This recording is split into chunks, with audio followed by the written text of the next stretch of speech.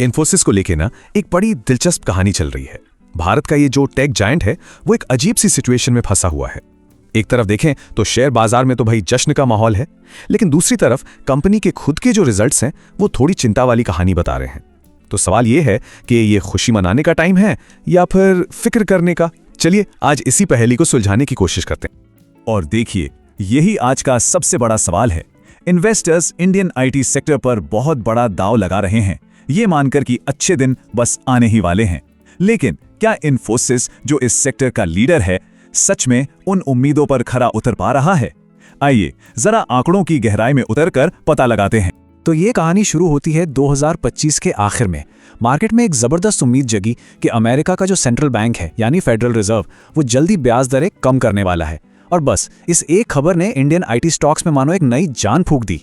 अब आप सोचेंगे कि भाई अमेरिका में ब्याज दर कम होने से इंडियन आईटी कंपनियों को क्या लेना देना? तो देखिए, सीधा सा हिसाब है। जब ब्याज दरें कम होती हैं तो कंपनियों के पास खर्च करने के लिए ज्यादा पैसा बचता है। इसी को कहते हैं डिस्क्रिशनरी स्पेंडिंग, और यही पैसा वो नई टेक्नोलॉजी और आईटी सर्विसेज पर लगाते हैं।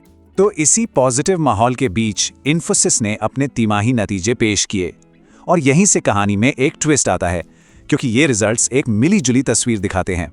इन्फोसिस के जो नतीजे थे ना, वो एक दो धारी तलवार की तरह थे। एक तरफ तो अच्छी खबर ये थी कि कंपनी ने रेवेन्यू के मामले में उम्मीद से बेहतर काम किया और कुछ बहुत बड़ी डील्स भी फाइनल की, जो कि एक शानदार साइन है। लेकिन सिक्के का दूसरा पहलू ये था कि प्रॉफिट उतना नहीं हुआ जितनी उम्मीद थी, और ग्रोथ भी हर सेक्टर में बराबर नहीं थी। चलिए पहले अच्छी खबरों पर थोड़ा और गहराई से नजर डालते हैं। आखिर वो कौन सी बातें हैं जो इन्वेस्टर्स को इन्फोसिस के फ्यूचर को लेकर इतना एक्साइट कर रही हैं? सबसे पहले जरा इस नंबर को देखिए, $4.8 बिलियन। ये वो रकम है जिसकी नई डील्स इन्फोसिस ने सिर्फ एक तिमाही में साइन किए हैं। ये सिर्फ एक आंकड़ा नहीं है, ये इस बात का सबूत है कि दुनिया भर के क्लाइंट्स इन्फोसिस पर कितना ज्यादा भरोसा कर रहे हैं। और जो बात इससे और भी ज्यादा दिलचस्प बनाती है वो ये है कि इन डील्स का 57% हिस्सा नेट न्यू है। इसका मतलब समझते हैं? मतलब ये काम मौजूदा क्लाइंट से नहीं, बल्कि एकदम नए क्लाइंट्स या नए प्रोजेक्ट से आया है। ये सीधा सीधा मार्केट शेयर बढ़ाने का इशारा है। और ये भरोसा सिर्फ बाहर वालों को नहीं है। इन्फोसिस की मैनेजमेंट ने खुद अपने आने वाले रेवेन्यू के अनुमान को बढ़ा दिया है। अब जब कोई कंपनी खुद पर इतना बड़ा दांव लगाती है तो ये मार्केट के लिए एक बहुत ही मजबूत सिग्नल होता है। तो ये सब सुनने में तो बहुत बढ़िया लगता है ना? लेकिन कहानी का दूसरा पहलू भी है। अब उन चुनौतियों पर नजर डालते हैं जो कुछ एनालिस्ट को इन्फोसिस के फ्यूचर को लेकर थोड़ा परेशान कर रही हैं।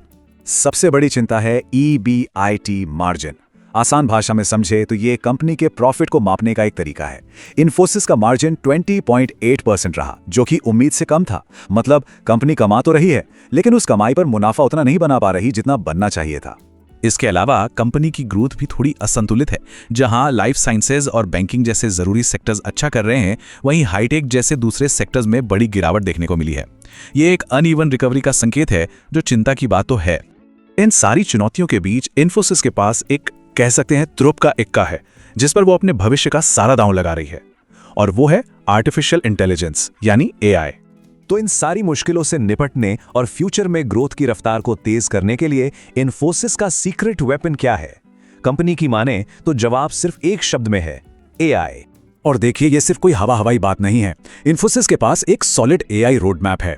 उन्होंने 6 ऐसे खास एरियाज चुने हैं, जैसे कि बेहतर प्रोडक्ट्स बनाने में मदद करने से लेके फाइनेंशियल रिस्क को मैनेज करने तक, जहां AI सच में उनके क्लाइंट्स के लिए एक बड़ा गेम चेंजर साबित हो सकता है।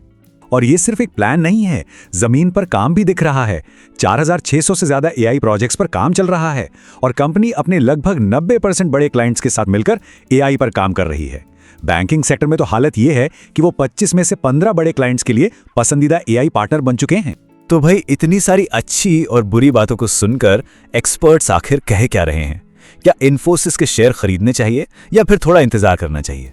और यहीं पर मामला थोड़ा बटा हुआ है। MK ग्लोबल जैसी फर्में कह रही हैं बाय, मतलब खरीदने की सलाह दे रही हैं। वहीं दूसरी तरफ ICICI डायरेक्ट जैसी फर्में होल्ड रेटिंग दे रही हैं, मतलब अभी रुको और देखो। तो असल में ये पूरा खेल नजरिए का है। जो एनालिस्ट्स आज की चुनौतियों, जैसे कि कम मार्जिन पर फोकस कर रहे हैं, वो होल्ड करने को कह रहे हैं, और दूसरी तरफ जो लोग मजबूत डील पाइपलाइन और भविष्य में AI की जबरदस्त संभावनाओं को देख रहे हैं, वो इसे खरीदने का एक बेहतरीन मौका मान रहे हैं। और आखिर में हम उसी एक बड़े सवाल पर वापस आ जाते हैं जिससे हमने ये बातचीत शुरू की थी। इन्फोसिस आज एक ऐसे मोड़ पर खड़ी है जहां एक तरफ आज की चुनौतियां हैं और दूसरी तरफ भविष्य की अपार संभावनाएं। अब सवाल बस ये है कि क्या एआई पर उनका ये बड़ा दांव उन्हें इन चुनौतियों से पार पाने में मदद कर पाएगा।